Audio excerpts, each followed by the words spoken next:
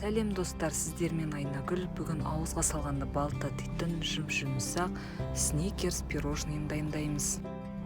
Жұмыртқа мен қантты үстіп миксермен араластырамыз, 2 есе көбейіп, ағарғанша араластырамыз. Енді құрға ингредиент ұн, какао және разрыхлительді қосып араластырамыз да жұмыртқаға қосып 1 келкі болғанша араластырамыз.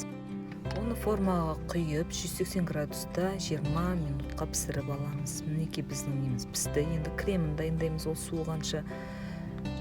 Творожный сыр мен қант ұнтағын қосып араластырамыз. Одан кейін сливкиімізді қосып араластырып алып кремімізді дайындаймыз.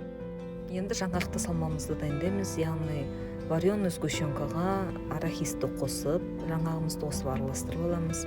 Енді тортымызды жинаймыз, пирожныйымызды. Бірінші кремін жағамыз, одан кейін жаңғақты салмамызды саламыз. Жақсылап жайып шығамыз кремнің бетіне. Оның үстіне тағы да кремді жағамыз да бетін екінші қабатымен жабамыз. Оны тоңазытқышқа салып, қатырып алдым мен. Мінекей үстіп бөліктерге бөліп, шоколадты глазурмен әрлеп, миндаль жаңағын сеуіп шықсаңыздар болады. Өте дәмді, жұмсақ, сіздерге дайындап көруге кеңес беремін. Видеоны соңына дейін қарап, лайк басуды ұмытпаңыздар.